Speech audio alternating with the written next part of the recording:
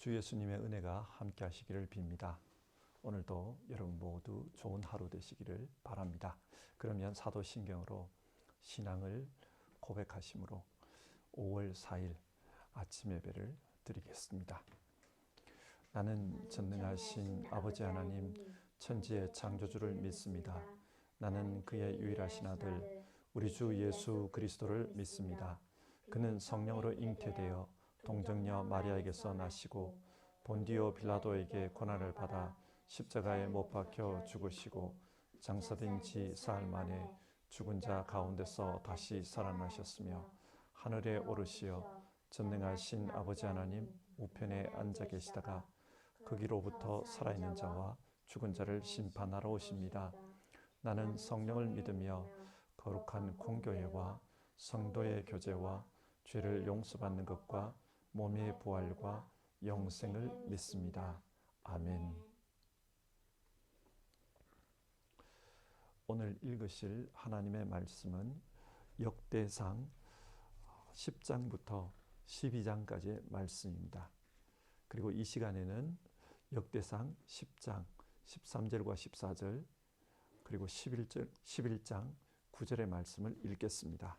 먼저 10장 13절 14절입니다. 사울이 주님을 배신하였기 때문에 이렇게 죽었다.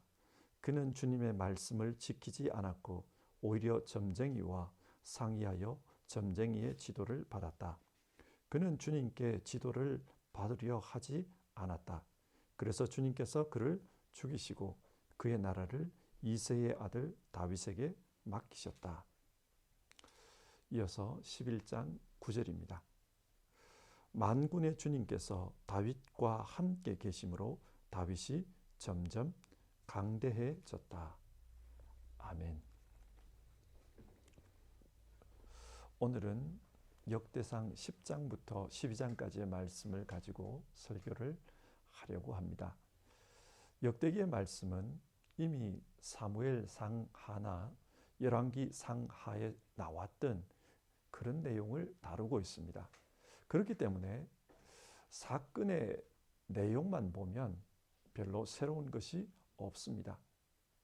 하지만 이 사건을 어떤 관점으로 해석하는가, 그 해석에 있어서는 큰 차이가 있습니다. 그렇기 때문에 우리는 역대기의 말씀을 읽으며 역대기는 어떤 관점으로 사건을 해석하고 있는가, 거기에 주목해야 합니다. 먼저 역대상 10장의 말씀을 보겠습니다. 역대상 10장은 이스라엘의 첫 번째 왕 사울의 죽음에 대해 이야기합니다. 사울은 어떻게 죽었습니까? 블레셋과 전쟁을 하다가 길보아 산에서 죽었다고 합니다. 전쟁이 이스라엘에게 불리하게 전개되었습니다. 그래서 많은 군인들이 블레셋에 의해 죽었고 사울의 아들들도 죽었습니다. 이런 상황에서 사울은 블레셋 군인들이 쏘는 화살에 맞아 중상을 입게 되었습니다. 더 이상 살 수 없다는 것을 알게 된 사울은 스스로 목숨을 끊어 죽었다고 합니다. 그런데 14절을 보면 하나님께서 그를 죽이셨다. 성경은 그렇게 말씀합니다. 사울은 스스로 목숨을 끊어 죽었는데 왜 성경은 하나님께서 그를 죽이셨다, 그렇게 말씀하는 것입니까? 어제 설교에서 역대기는 포로 생활에서 돌아온 사람들에게 선포된 하나님의 말씀이라고 했습니다. 이들은 바벨론 포로에서 돌아온 후 자신들의 상황이 궁금했습니다. 왜 이스라엘 민족이 망했는가? 왜 이스라엘은 약속의 땅을 이방인들에게 빼앗기고 말았는가? 그것이 궁금했습니다. 성경은 이스라엘 민족이 망했던 이유를 사울의 죽음을 통해 설명해주고 있는 것입니다. 그러니까 오늘 본문에 나오는 사울의 죽음은 단순하게 사울이 죽었다, 그것을 이야기하는 것이 아닙니다. 이것은 이스라엘 민족의 이야기입니다. 이스라엘 민족이 왜 망했는지 포로에서 돌아온 사람들에게 과거의 역사를 통해 오늘의 현실을 이야기하고 있는 것입니다. 7절을 한번 보십시오. 사울이 죽었을 때 이스라엘 군인들이 자신들이 살던 성읍을 버리고 도망쳤다고 합니다. 그러자 그 성읍에 이방인들이 들어와서 살게 되었습니다. 이처럼 이스라엘 민족이 바벨론에게 패해 포로로 끌려가자 그 땅에 이방인들이 들어와서 살게 되었습니다. 그래서 자신들은 나라 없는 민족이 되었고, 포로 생활에 돌아왔을 때에도 그 땅은, 약속의 땅은 이방인들이 차지하고 살고 있었던 것입니다. 자, 그러면 하나님은 왜 이스라엘 민족을 망하게 하셨을까요? 13절은 그 이유를 이렇게 말합니다. 사울이 주님을 배신하였기 때문에, 하나님을 배신했기 때문이라고 합니다. 그러면 이스라엘 민족은 하나님을 어떻게 배신했습니까? 14절을 보면 사울의 경우 하나님의 말씀을 지키지 않고 오히려 점쟁이와 상의해서 점쟁이의 지도를 받았다고 합니다. 하나님의 지도를 받지 않았습니다. 그래서 하나님을 배신했다, 이렇게 설명합니다. 자, 이 설명을 포로 생활에서 돌아온 사람들의 입장에서 한번 이해해 봅시다. 사울에게는 전쟁터에서 죽지 않은 또 다른 아들이 있었습니다. 역대상 8장 33절을 보면 그 아들의 이름이 에스바알이라고 합니다. 에스바알, 바알의 사람이라는 뜻입니다. 여러분, 사울이 왜 아들의 이름을 에스바알이라고 지었을까요? 그것은 사울이 바알을 믿었기 때문입니다. 그런데 사무엘상을 읽어보면 사무엘상 어디에도 사울이 바알을 섬겼다는 말씀은 나오지 않습니다. 그리고 에스바알이라는 이름도 나오지 않고 이스보셋이라는 이름이 나옵니다. 아마도 이스보셋과 에스바알은 동일 인물인 것 같아요. 이스보셋, 수치스러운 자라는 뜻입니다. 그런데 상식적으로 한번 생각해 봅시다. 누가 아들의 이름을 수치스러운 자, 이스보셋이라고 짓겠습니까? 그러니까 이스보셋은, 사무엘 하서에 나오는 이스보셋은 진짜 이름이 아닙니다. 역대상은 그의 진짜 이름이 에스바알, 바알의 사람이라고 말합니다. 무엇을 말합니까? 사무엘서에는 나오지 않지만 사울이 바알을 섬겼다는 말입니다. 그래서 하나님을 배신했다, 성경 그렇게 말한다는 거예요. 자, 이 사울의 죽음이 이스라엘 민족의 멸망을 가리킨다고 하지 않았습니까? 그런 관점에서 한번 읽어봅시다. 이스라엘 민족이 바벨론에게 망해서 끌려간 이유가 무엇입니까? 바알을 섬겼기 때문입니다. 바알이 뭡니까? 바알은 물질의 신입니다. 이 세상의 성공과 이 세상의 부귀영화를 가져다 준다고 믿었던 그런 신입니다.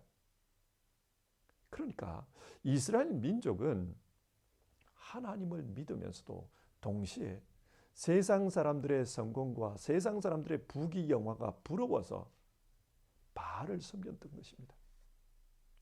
이 바알을 신약 성경에서는 맘몬이라고 표현합니다.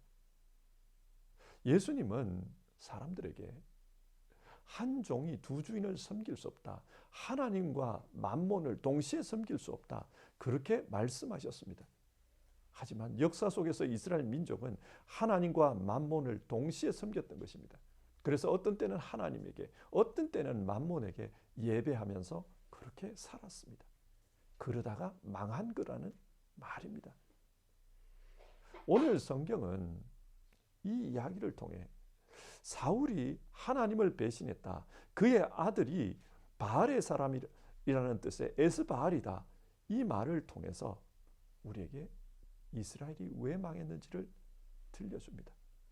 이스라엘 민족은 세상의 성공, 세상 사람들의 성공과 세상 사람들의 부귀영화를 부러워하다가 그들처럼 바알을 섬긴 거예요. 그래서 하나님을 배신하고 말았습니다. 그 결과 망했다는 겁니다. 자, 여러분, 바알을 사모하면서 살았던 이스라엘 민족에게 하나님이 어떤 식으로 대응하셨습니까? 너희가 그렇게 바알을 사모하고 부귀영화를 사모한다면 세상에서 제일 부귀영화가 많은 곳, 제일 부강한 곳으로 보내주겠다. 그곳이 어디였습니까? 바벨론이었습니다. 그래서 이스라엘 민족을 바벨론으로 보냈습니다. 바벨론에서 살아보니까 어떠했습니까? 고통받는 노예의 삶이었습니다. 세상의 부귀영화를 부러워하는 것. 그래서 바알을 섬기면 성공할 것 같지만 결국은 영적으로 노예 상태에 빠지고 만다. 그 인생 망하는 거라는 것을 교훈합니다. 하나님을 떠나 바알을 따른 결과 이스라엘 민족은 엄청난 고통을 당하며 살았습니다. 하나님께서 그것을 가르친 거예요. 이어서 11장과 12장의 말씀을 봅시다. 10장이 이스라엘 민족이 왜 망했는가 그것에 대한 내용이라면 11장과 12장은 이제 그러면 포로 생활에서 돌아온 사람들은 어떤 공동체, 어떤 비전을 가지고 살아야 하는가 그것에 대해서 이야기하고 있습니다. 11장은 다윗이 통일 이스라엘의 왕위에 등극하는 이야기입니다. 역대기는 이 이야기를 통해 포로 생활에서 돌아온 사람들이 세워야 할 공동체가 어떤 나라냐? 다윗 왕국과 같은 나라, 즉 다윗의 후손이 세울 메시아의 나라다. 그것을 말해주고 있습니다. 그런데 그 메시아의 나라가 어떤 나라입니까? 그 나라는 하나님이 스스로 세우시는 나라입니다. 다윗은 먼저 헤브론에서 남왕국의 왕이 되었습니다. 그리고 훗날 북왕국과 통일해서 통일 이스라엘의 왕이 되었습니다. 그러나 역대기는 그런 이야기를 다 생략해버립니다. 그리고 다윗이 왕이 될 때 온 이스라엘이 다윗에게 찾아왔다. 이런 식으로 요약해버립니다. 사무엘이 다윗에게 기름을 부을 때 이런 말을 했어요. 11장 3절 네가 나의 백성 이스라엘의 목자가 될 것이며 네가 나의 백성 이스라엘의 통치자가 될 것이다. 온 이스라엘 사람들은 다윗에게 찾아와서 이 사무엘의 이야기를 근거로 당신은 우리의 왕이 되어 주십시오. 그렇게 요구했다는 겁니다. 그래서 그 하나님의 말씀, 예언, 그것 때문에 다윗은 이스라엘의 왕이 되었습니다. 여러분, 성경이 이것을 통해 무엇을 말합니까? 다윗은 군대를 동원해서 혹은 정치적인 협상을 통해서 그렇게 이스라엘의 왕이 된 것이 아니라는 것입니다. 다윗은 하나님의 말씀 때문에 왕이 되었습니다. 자기가 한 일은 없어요. 하나님이 하신 그 말씀 때문에 왕이 되었습니다. 그러니까 다윗 왕국은 하나님께서 세우셨다. 그것을 강조하고 있습니다. 그처럼 포로에서 돌아온 사람들에게 앞으로 메시아의 왕국은 어떻게 세워지는가? 하나님께서 스스로 세우실 것이다. 하나님께서 약속하신 것처럼 하나님의 말씀대로 하나님이 스스로 세우실 것이다. 그것을 들려주는 겁니다. 현실적으로 한번 생각해 봅시다. 바벨론 포로에서 돌아온 사람들은 많이 실망했을 것입니다. 많은 역경을 무릅쓰고 이렇게 고향으로 돌아오면은 하나님의 무슨 역사가 있을 것이라고 생각했습니다. 그런데 돌아와 봐도 여전히 페르시아의 식민지 상태였습니다. 다윗 왕국이 회복될 줄 알았는데 그렇지 않았어요. 그리고 현실적으로 계산해 볼 때 자기들의 힘으로는 페르시아를 물리치고 메시아의 왕국을 세울 수 없다는 것을 잘 알았습니다. 자, 이런 상황에서 지금 역대기의 말씀을 통해 하나님의 메시지가 주어진 것입니다. 앞으로 새로운 공동체, 메시아의 나라는 어떻게 세워질 것인가? 그 나라는 하나님께서 스스로 세우실 것이다. 그것을 말하고 있습니다. 이런 내용의 말씀은 다윗이 예루살렘을 수도로 정하는 그 이야기를 통해서도 전해집니다. 예루살렘은 원래 여부수 족속의 땅이었습니다. 그리고 이 예루살렘은 산성이었기 때문에 이 예루살렘을 이스라엘이 점령하는 것은 불가능에 가까운 미션이었습니다. 그런데 결국 이스라엘은 그곳을 점령했어요. 어떻게 이 일이 가능했습니까? 9절은 그 이유를 이렇게 말합니다. 만군의 주님께서 다윗과 함께 계심으로 다윗이 점점 강대해졌다. 만군의 주님께서 야훼 츠바오트, 무슨 말입니까? 모든 군대를 다스리시는 하나님, 그런 말입니다. 모든 군대를 다스리시는 그 하나님께서 함께 하심으로 예루살렘을 점령할 수 있었다는 거예요. 하나님께서 함께 하시니까 불가능해 보였던 그 미션도 이루어졌습니다. 마찬가지입니다. 바벨론의 포로로 살던 사람들이 어떻게 포로에서 해방되어 예루살렘으로 돌아올 수 있었습니까? 그것은 불가능에 가까운 미션이었습니다. 그런데 하나님께서 희한한 방법으로 포로에서 돌아올 수 있게 해주셨어요. 페르시아를 일으켜서 바벨론을 무너뜨린 겁니다. 그래서 예루살렘으로 돌아왔습니다. 그처럼 새로운 다윗 왕국, 메시아가 다스릴 나라도 하나님께서 하나님의 방식으로 이루어 주실 것이다. 그것을 말합니다. 지금 현실적으로 보면 강대국 페르시아의 식민지로 있는 우리가 어떻게 메시아의 나라, 하나님의 나라를 기대할 수 있을까? 불가능해 보인다는 거예요. 그러나 하나님께서 하나님의 방식으로 그 일을 이루어 주실 것이다. 왜냐?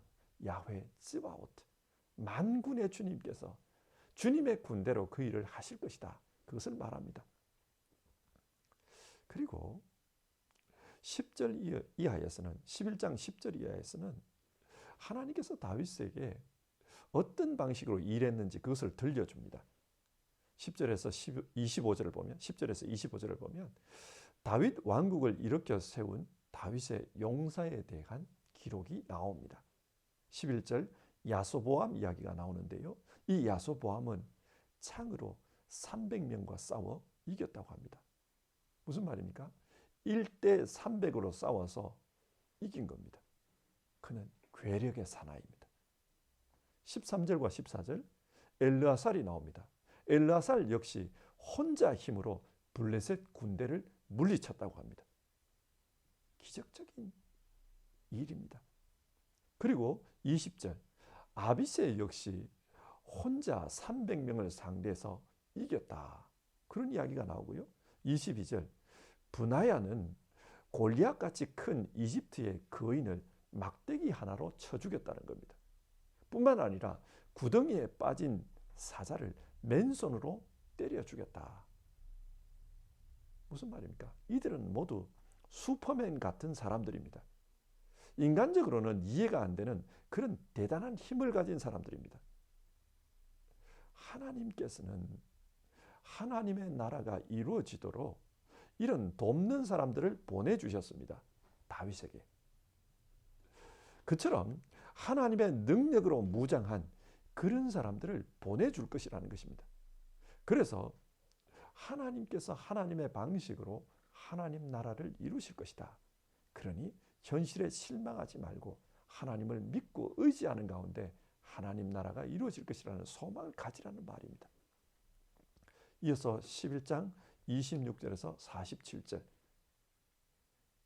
다윗의 용사 52명의 이야기가 나옵니다. 사무엘하서 23장에도 다윗의 용사 이름이 나오는데 거기에는 37명입니다. 그런데 여기를 보면 52명의 이름이 나와요. 더 많은 숫자의 다윗의 용사가 기록되어 있습니다. 왜 이렇게 기록하고 있을까요? 하나님의 나라는 많은 사람들이 참여해서 함께 힘을 합쳐 이루어 가야 한다는 거예요. 그래서 12장을 보면 다윗이 왕이 될 때 다윗을 도왔던 이스라엘 12지파의 이야기가 나옵니다.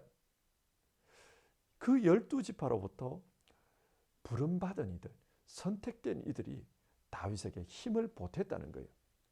그렇게 협력함으로써 다윗은 통일 이스라엘을 이루었다. 그처럼 하나님의 나라도 하나님께서 보내실 하나님의 용사들이 있다는 겁니다. 그 하나님의 사람들이 함께 힘을 합쳐서 하나님의 나라를 이루어 가야 한다. 그것을 권면해 주고 있어요. 자, 그러면 역대기의 입장에서 생각해 봅시다. 그 하나님의 용사들이 누구일까요? 지금 바벨론에서 돌아와 이스라엘 땅에 정착한 그 사람들입니다. 그래서 역대기는 1장부터 9장까지 많은 족보 이야기를 하면서 그 족보의 후손들, 당신들이 하나님의 용사다. 그것을 말하고 있는 겁니다. 오늘 당신들이 힘을 합쳐서 하나님의 나라를 위해서 헌신해야 한다. 그럴 때 하나님께서 하나님의 사람을 보내어 이 하나님의 나라를 이루실 것이다. 메시아의 왕국을 이루실 것이다. 그것을 말해줍니다. 자, 오늘 설교를 한번 정리해 봅시다. 역대기는 똑같은 내용을 좀 다르게 해석하고 있습니다. 어떻게 해석합니까? 사울과 다윗의 이야기를 가지고 이스라엘 민족의 이야기로 풀어가고 있습니다. 이스라엘 민족이 왜 망해서 바벨론의 포로로 끌려갔는가? 그 이유를 사울의 이야기를 통해서 들려주고 있습니다. 그리고 포로지에서 돌아온 사람들, 그 사람들은 앞으로 어떤 공동체를 세워야 하는가? 공동체의 비전에 대해서 다윗 왕국을 통해 이야기해주고 있습니다. 새로운 공동체는 새로운 다윗 왕국, 즉 다윗의 후손 메시아에 의해 세워질 메시아의 나라입니다. 그런데 그 나라는 인간의 힘, 인간의 노력으로 세워지는 것이 아니라 하나님께서 스스로 세우십니다.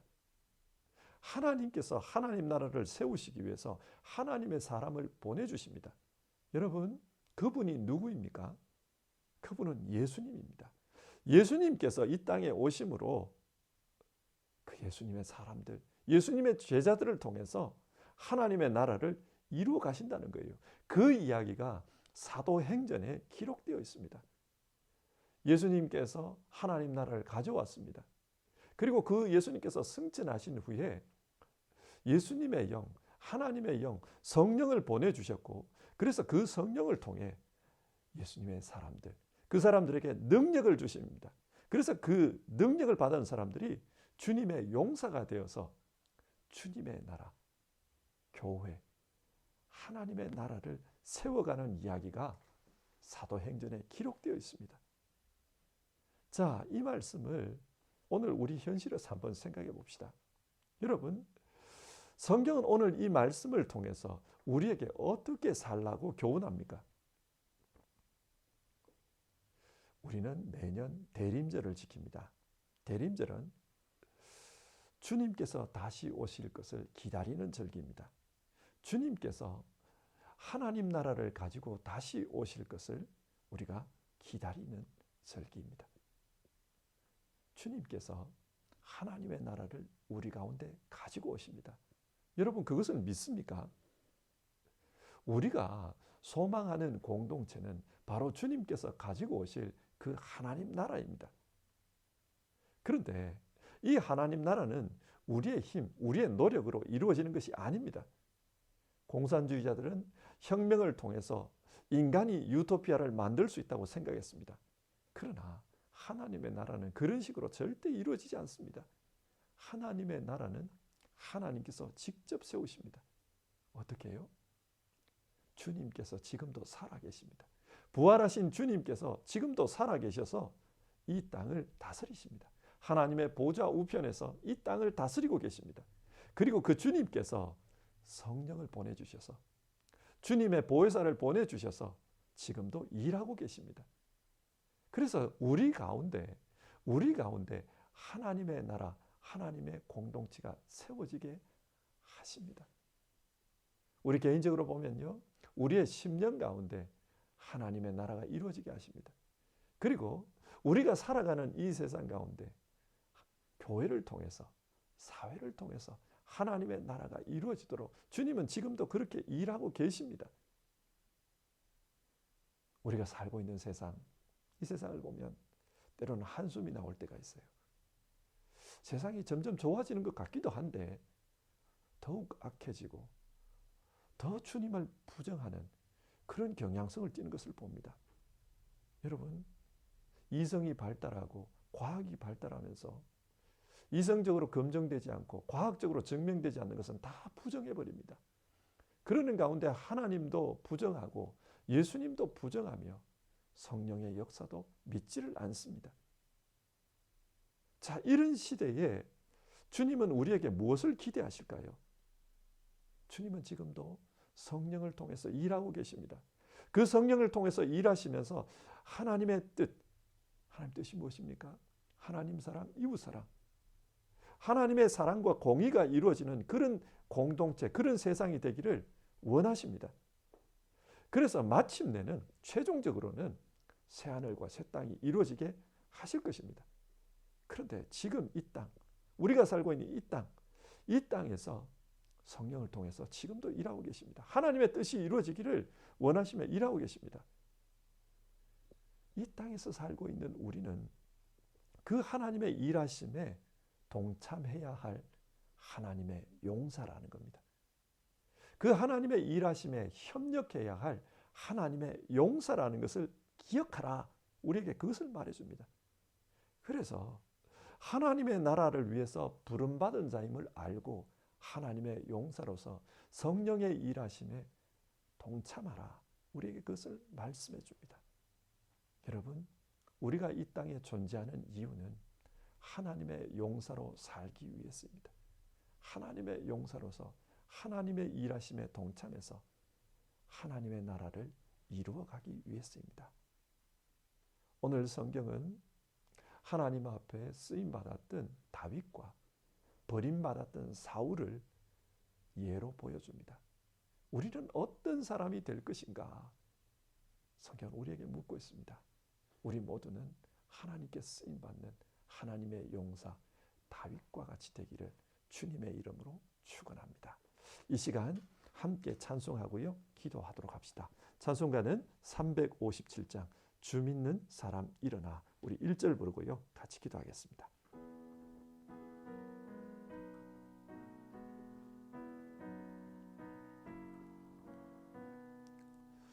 주 믿는 사람 일어나 다 힘을 합하여 이 세상 모든 마귀를 다쳐서 멸하세. 저 앞에 오는 적군을 다 싸워 이겨라. 주 예수 믿는 힘으로 온 세상 이기네. 믿음이 이기네. 믿음이 이기네. 주 예수를 믿음이 온 세상이 이기네. 아멘. 오늘 성경 말씀을 생각하면서 기도합시다. 오늘 성경은 하나님께서 이루실 하나님의 나라의 비전에 대해 우리에게 말씀해 줍니다. 그리고 우리는 그 하나님 나라를 위해 부름받은 하나님의 용사라고 말씀해 줍니다. 여러분, 우리 모두는 다윗과 같은 믿음으로, 다윗과 같은 그런 신실함으로 하나님께 쓰임받는 그런 하나님의 용사 되기를 기도해 봅시다. 주여, 세상이 아무리 어려워도 나는 주님을 믿습니다. 하나님의 나라를 위해서 일하고 계시는 그 주님을 믿고 하나님 나라 가져오실 그 주님을 믿습니다. 그 하나님의 일하심에 동참하는 하나님의 용사로 살겠습니다. 우리 그렇게 같이 기도해 봅시다. 사랑 많으신 하나님 아버지,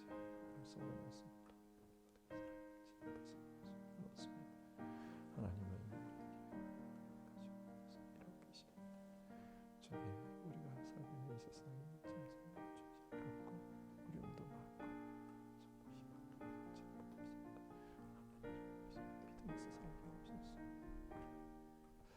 세상에서만 우리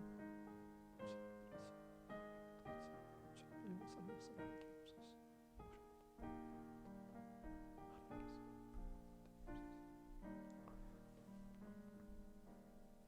하나님, 오늘 말씀을 통해 우리는 이 땅에서 어떻게 살아야 하는가 그것을 살펴보았습니다. 우리가 살고 있는 세상이 어렵게 보이고 때로는 희망이 없어 보이고 세상이 점점 더 타락해 가는 것처럼 보이지만 그러나 하나님은 지금도 이 세상 속에서 하나님의 나라를 위해서 일하고 계신다. 우리가 그것을 성경을 통해 살펴보았습니다. 우리 모두 그것을 믿게 하여 주시옵소서. 그 믿음 가지고 살게 하여 주시옵소서. 그 믿음 속에서 우리는 무엇을 해야 하는가? 하나님의 일하심에 동참해야 하는 하나님의 용사라는 것을 알고 하나님의 용사로서 살아가게 하옵소서. 하나님은 우리에게 힘을 주십니다. 믿음을 주시고 능력을 주십니다. 하나님의 용사로서 살 수 있도록 도와주십니다. 우리 모두 다윗과 같이 신실하게 하나님의 나라를 위해서 쓰임받는 그런 하나님의 용사로 살 수 있도록 주님 도와주시옵소서. 오늘 하루를 살아가면서 우리 성도님들 하나님 나라에 대한 소망을 가지고 하나님의 용사로 살고자 할 때 주여 그 한 분 한 분 그 한 분을 축복해 주시고 그 심령 속에 하나님의 나라가 임하는 것을 느끼게 하여 주시고 그리고 신실함으로 살아 하나님 앞에 칭찬받는 분들 다 되게 하옵소서. 믿음으로 세상을 이기는 분들 다 되게 하옵소서. 이 모든 말씀 우리 주 예수님의 이름으로 기도드리옵고 다르지 못한 기도는 주님 가르쳐 주신 기도로 대신합니다. 하늘에 계신 우리 아버지, 아버지의 이름을 거룩하게 하시며 아버지의 나라가 오게 하시며 아버지의 뜻이 하늘에서와 같이 땅에서도 이루어지게 하소서. 오늘 우리에게 일용할 양식을 주시고 우리가 우리에게 잘못한 사람을 용서하여 준 것 같이 우리 죄를 용서하여 주시고 우리를 시험에 빠지지 않게 하시고 악에서 구하소서. 나라와 권능과 영광이 영원히 아버지의 것입니다. 아멘.